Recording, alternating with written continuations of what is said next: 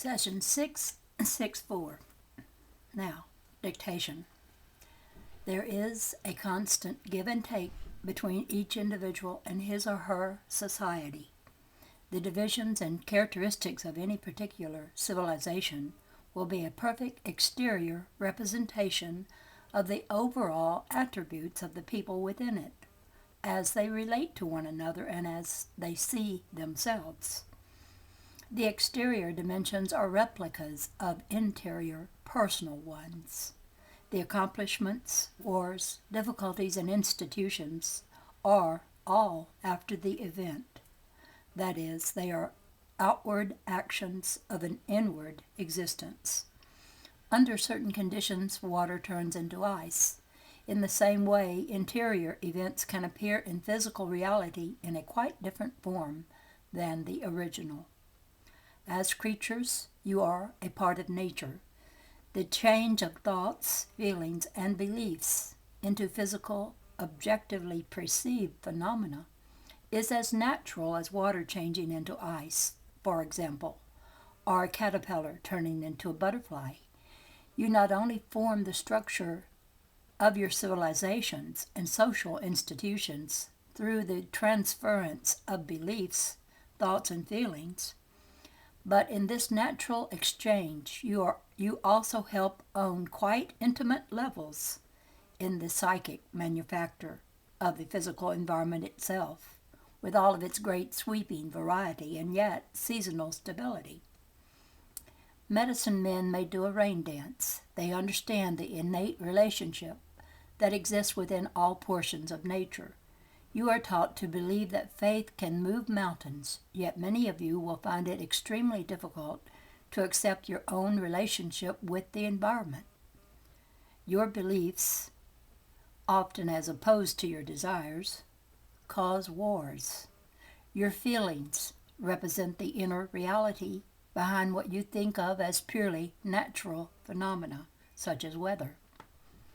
Catastrophes, such as earthquakes or floods, are not perpetuated by certain elements Catastrophes such as earthquakes or floods are not perpetuated by certain elements of nature against other portions of itself. Your feelings have as much natural validity as the tides, and they have their own kind of attraction. Mind does move matter. A ring manipulated at a seance under controlled conditions is but the most simple kind of demonstration of the great ability of mind to interact with matter. You each participate in the creation of each thunderstorm, each new spring, each flood, earthquake, and summer rain. A war is one kind of natural event brought about as feelings and beliefs interact on one level. A natural catastrophe represents the same kind of phenomena at a different level. Your part in these feelings and beliefs will place you in your own natural position within such events. End of chapter. Chapter 18. Next chapter, inner storms and outer storms, creative destruction, the length of the day, and the natural reach of a biologically based consciousness. First sentence. Your reality exists independently of your physically oriented consciousness. But while you are a creature, your awareness must be interpreted through your neurological structure and your corporal aliveness. There are indeed various kinds of memory, so that the right information can be at your fingertips when you need it. Other data will seldom be required consciously, yet it must always be available to unconscious portions of the self. Biologically, the reach and capacity of your physically oriented consciousness is directly connected with the length of your days and nights and, of course, with the seasons. Physically speaking, there are chemical interactions when thought occurs, and memories ride on the chemicals' smooth flow. With a precise night and day schedule that it possesses, Your planet would, in those terms, give birth to a creature consciously uniquely suited to fit it. In other terms, the night and day represent the innate rhythms of your consciousness, physically materialized through natural phenomena, for you are not yet equipped to perceive longer duration days. Your nervous system would find great difficulty in a rhythm in which a day was stretched out to be 3 or 4 times as long, for instance. The rhythms of your body and of your consciousness follow the patterns of your planet. The planet itself is composed of atoms and molecules, each with their own kind of consciousness, however, and in the gestate and cumulative cooperative organization of their nature, the physical structure is formed out of consciousness. As this information took place, there was constant give and take between interior and exterior realities in your terms. The growth of feelings, sensations, I amness, concepts, and beliefs was paralleled by the resulting exterior manifestations of animal species and mineral and vegetable emergences. With these came the growth of complementary neurological structures and the precise physical formations, such as mountains, valleys, seas, and so forth, needed to sustain them. In greater terms, all of these events occur simultaneously. To make this easier to understand, however, I am talking in terms of your time. Your feelings are as natural a part of the environment as trees are. They have a great effect upon the weather. There are even connections that can be made, for instance, between epilepsy and earthquakes, where great energy and instability come together, affecting the physical properties of the earth. Beliefs are the formations of self-conscious minds, even as buildings are at another level. Beliefs direct, generate, focus, and harness feelings. In this context, then, feelings are being compared to mountains, lakes, and rivers. Ideas and beliefs bring about those obviously man-made structures that imply self-conscious minds and the ocean of interrelated social events. Feelings are still dependent upon your neurological structure and its impact with physical reality. An animal feels, but it does not believe.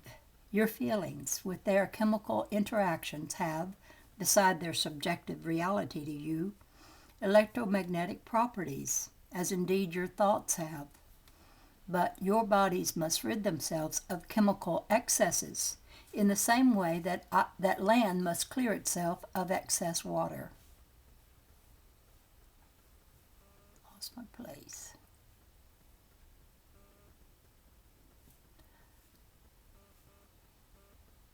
No, I really lost my place.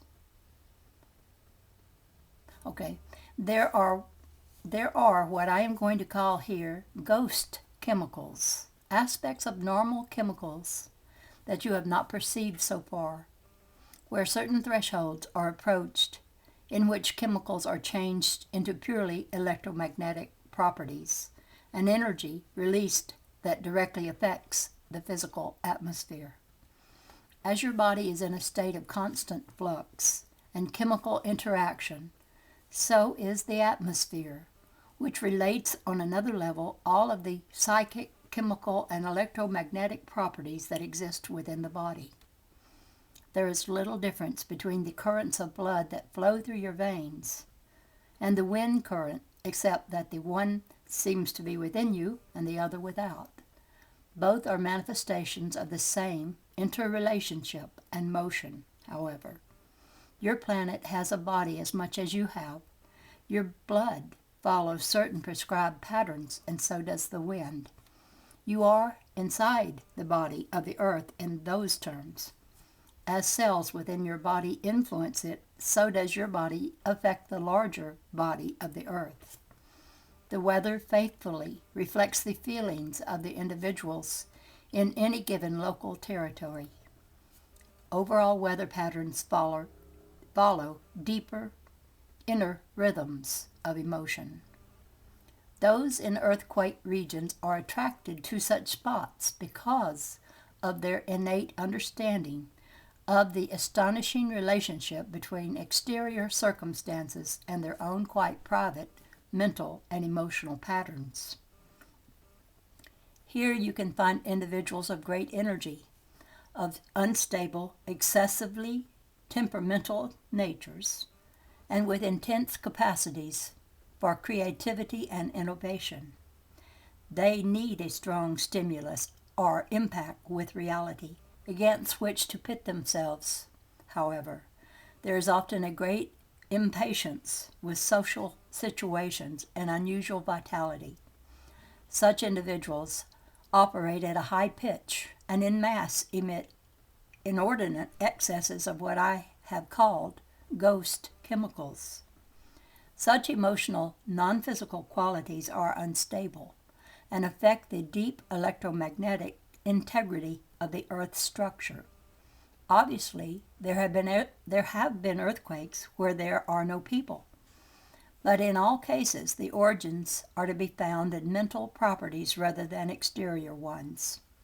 Earthquakes are very often associated with periods of great social change or unrest, and from such locations the fault lines originate and are projected outward. They may then affect a generally unpopulated area on another continent or an island, or cause a tidal wave on the other side of the world, even as a stroke might affect a portion of the body far from the original damage.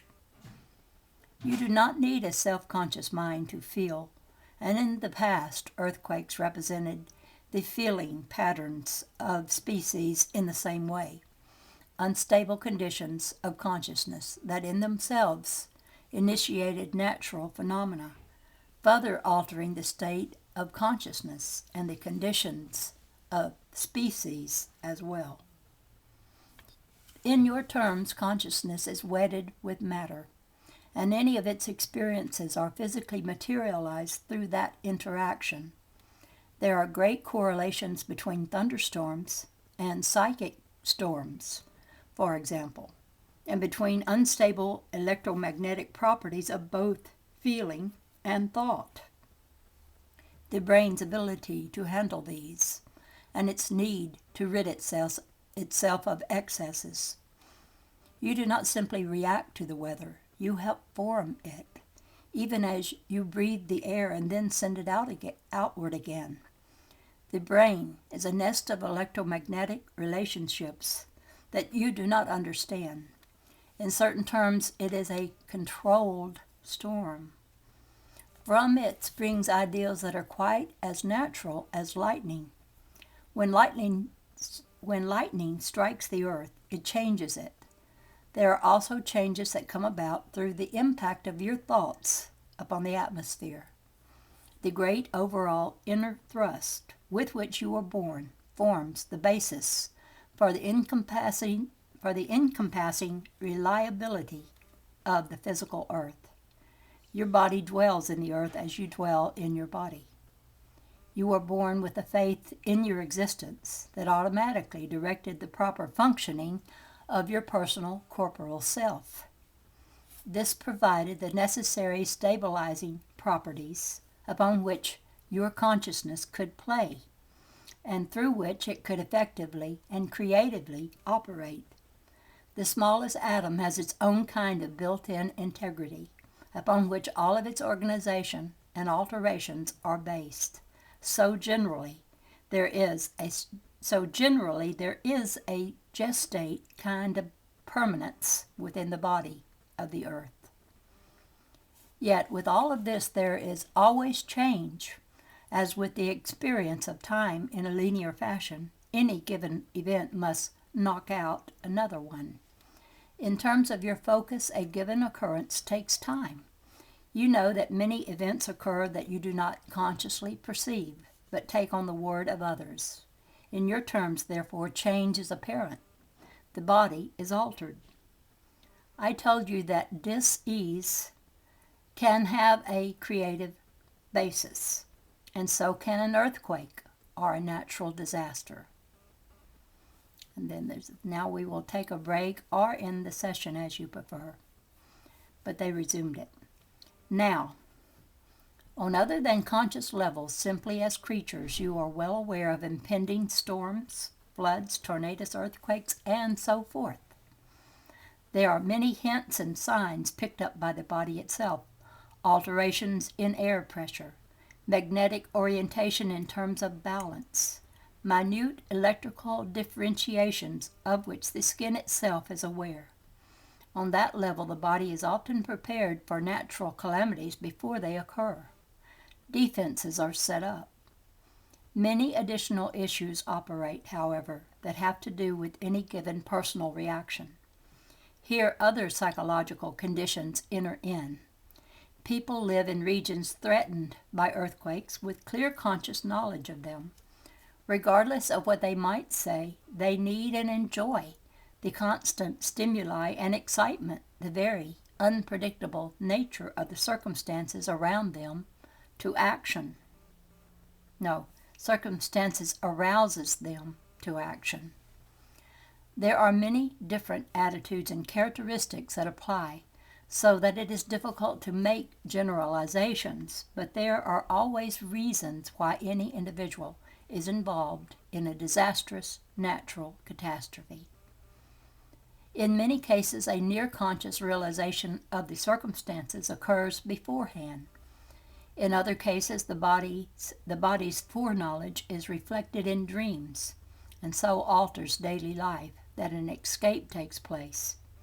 Some people change their plans and leave town a day before a disaster comes about. Others stay. None of this is accidental.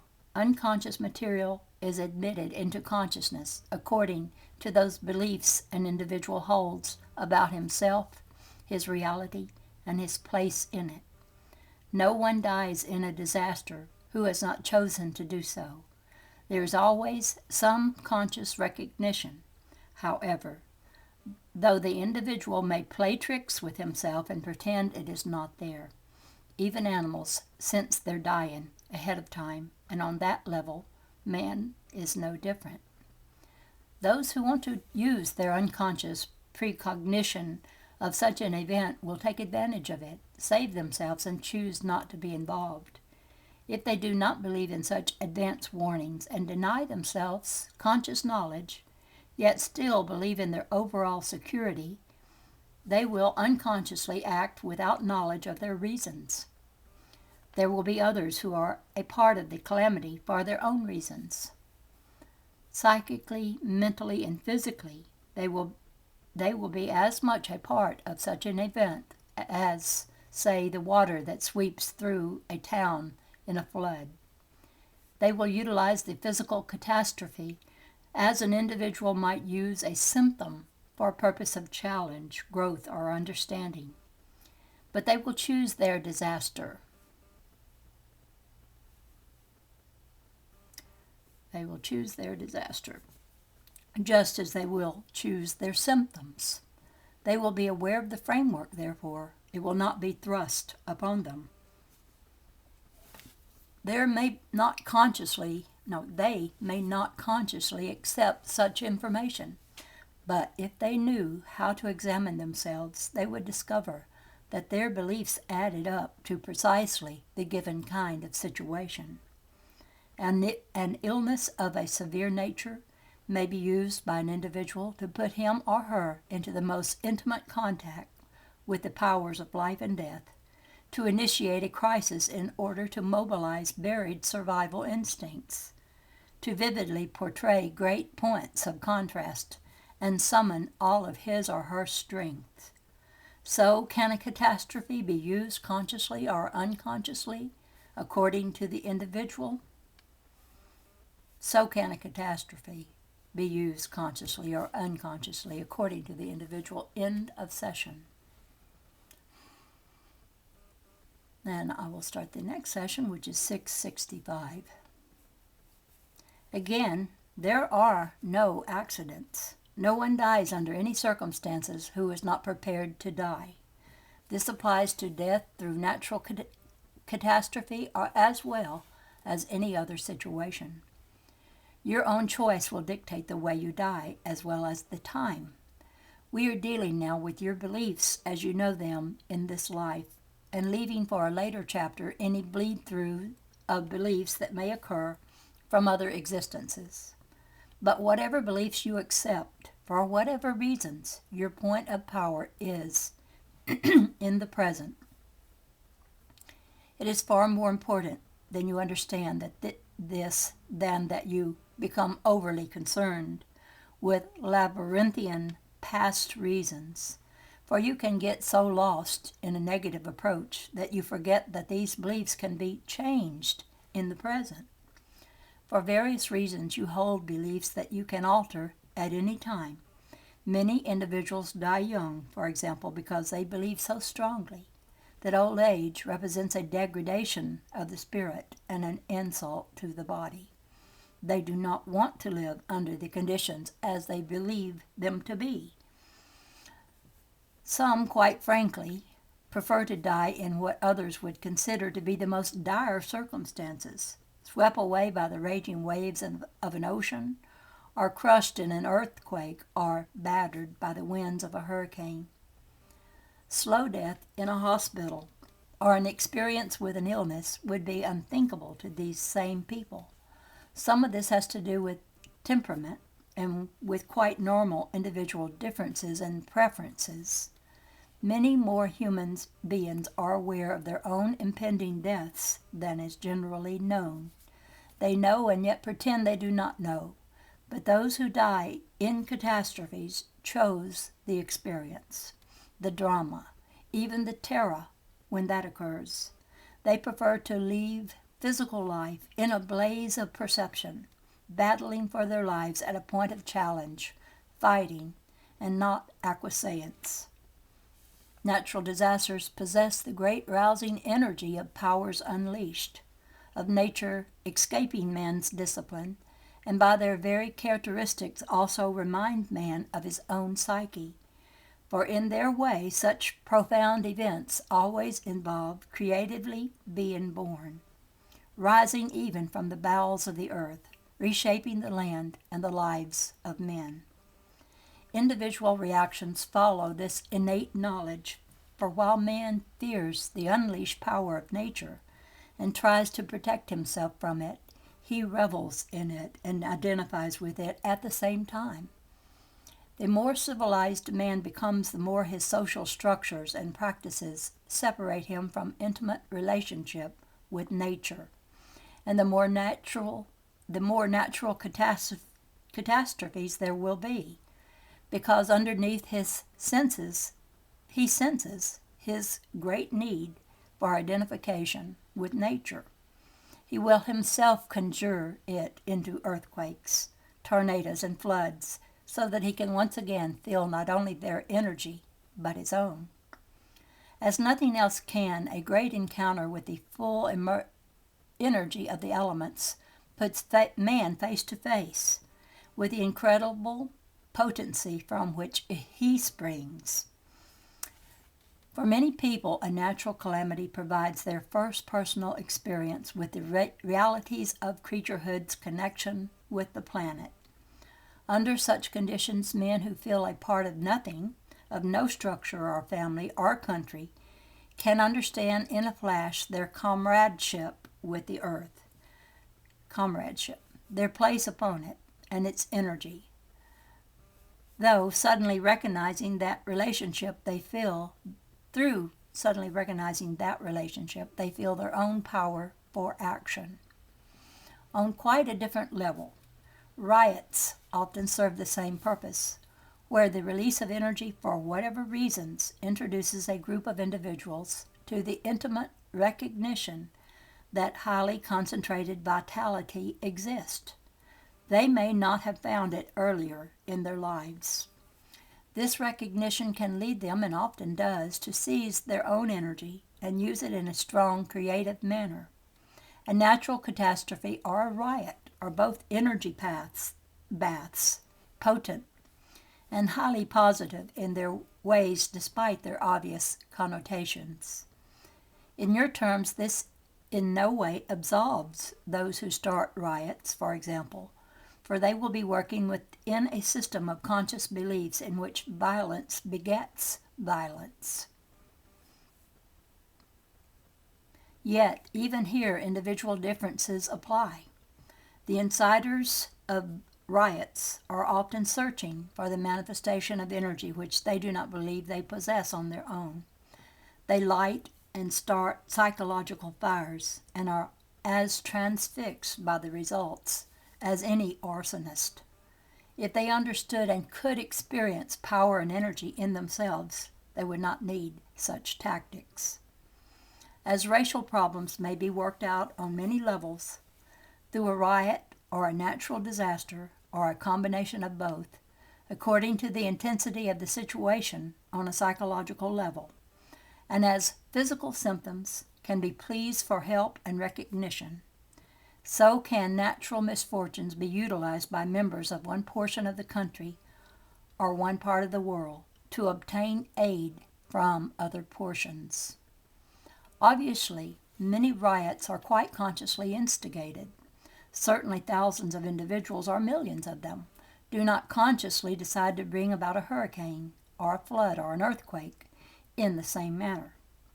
In the first place, on that level, they do not believe such a thing possible.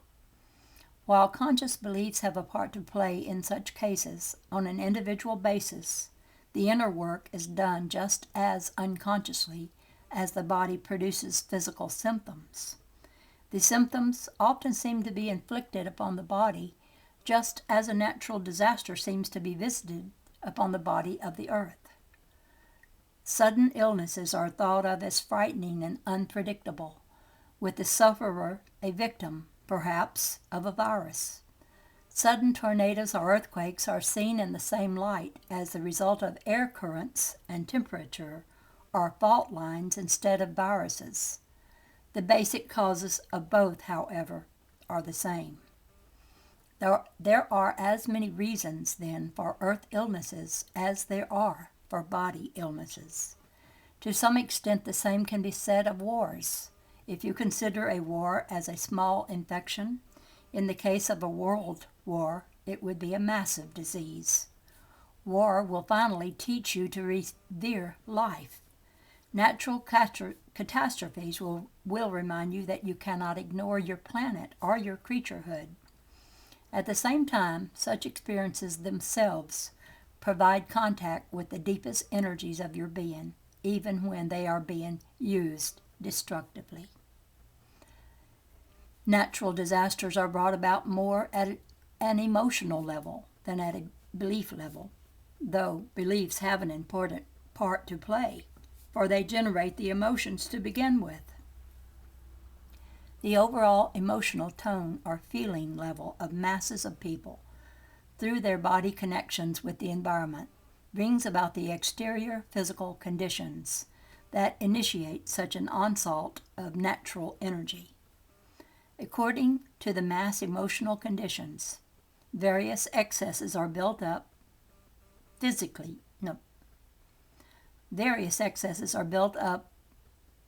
psychically. These are then thrown off into the atmosphere in different form. The ghost chemicals mentioned earlier play a part here, and the electromagnetic properties of emotions. A rock in a stream will divide the water so that it must flow around the impediment. Your emotions are quite as real as rocks. Your collective feelings affect the flow of energy, and their force, in terms of natural phenomena, can be seen quite clearly in a thunderstorm, which is the exteriorized local materialization of the inner emotional state of the people experiencing the storm. As your conscious beliefs determine your bodily condition, and as your body is maintained at an unconscious level, so natural catastrophes are the result of the beliefs that give rise to emotional states, which are then automatically transformed into exterior atmospheric conditions. Then, according to your beliefs, you deal with the physical dilemma as it is presented in those terms. You will react individually with your own purposes in mind. Your own unique and highly private beliefs help bring about the overall emotional condition. The pool of emotional energy into which your emotions flow is still composed of unalike charges, but generally speaking, the individual contribution of all those participating will fall into a coherent pattern that gives impetus and direction to the storm, providing the charge and the power behind it. As mentioned earlier in this book, Rupert and Joseph were both involved in a flood situation, and so I will use that as a case in point in this specific area in particular, although the flood itself was much more far-reaching. Locally, there were some general beliefs held. The Elmira region was economically depressed and considered to be a backwash area of the state of New York. Yet the condition was not bad enough for crisis aid. Industry had been moving away, people were out of work, the old routines of livelihood had been uprooted, there was no inspiring local leadership, and a variety of different kinds of individuals felt ill at ease, depressed, and forced to the wall. Urban renewal projects ripped up the homes of the poor and destroyed older established neighborhoods. This often involved social divisions, for the impoverished were a mixture of blacks and lower-class whites. The better off sat at city councils, however, and the displaced poor were not able to afford the new structures. Through various manipulations, all underground, they were kept out of the better neighborhoods.